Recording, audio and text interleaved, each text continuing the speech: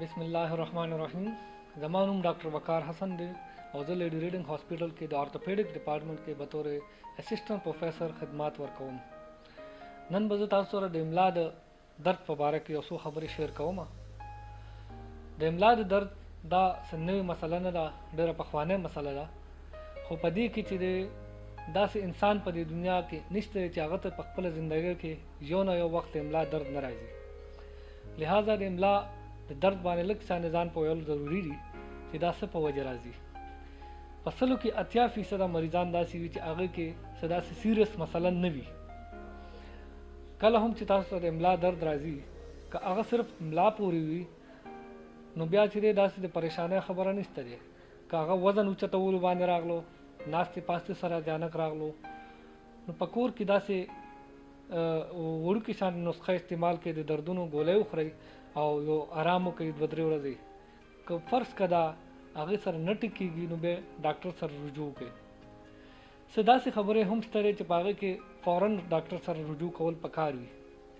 که د املا درد د اکسیډنټ نه پس راشي یا هغې سره د ستاسو خپې ته درد لاړ شي، یعنی ارکونسا هم ورته ویلی شي، د ستاسو خپو کې چې د ګوتې میږي میږي کېږي یا هغې کې څه کمزوریا محسوسوئ یا د ډکو مچیازو کنټرول د ستاسو ځان نه وځي، تاسو پرې پوهېږئ نه، نو دا لږې سیریس مسلې دي. په هغې کې تاسو فوراً ډاکټر سره مشوره کولی شئ.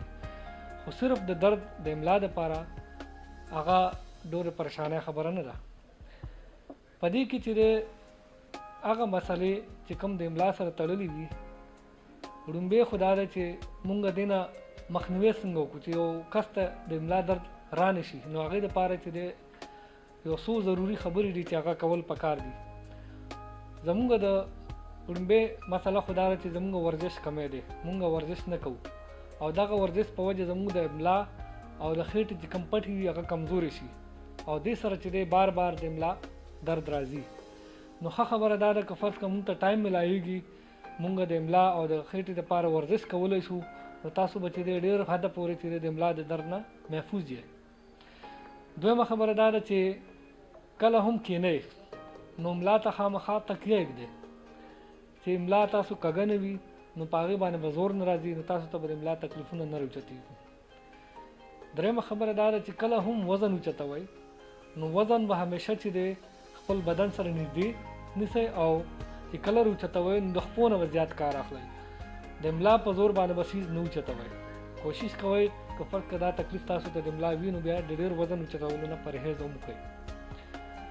بعضې خلک تپوس کوي چې جي په تخته باندې سملم او که په فوم کې سملم په درد په صورت کې، نو د دې څه داسې ساینټیفک جواب نشته چې یاره څوک په دې تخته سملاستل پکار دي یا په فوم کې سملاستل پکار دي.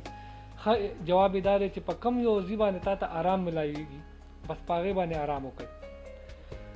چې کم دردونه چې دی په 2-3 ورځو کې ټیک نه شي نو فوراً ډاکټر سره به مشوره وکړئ.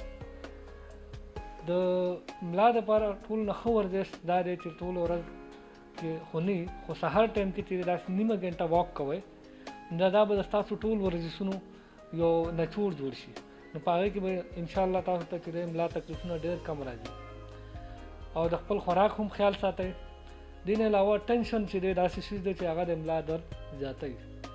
نو پریشانیانو څه حل روباسئ، د هغې علاج کوئ او بل په ذهن کې دا وساتئ چې د ملا درد داسې خطرناک شي نه دی. دې نه علاوه که تاسو څوک تپوس کول غواړئ نو موږ سره مشوره کولی شئ. والسلام.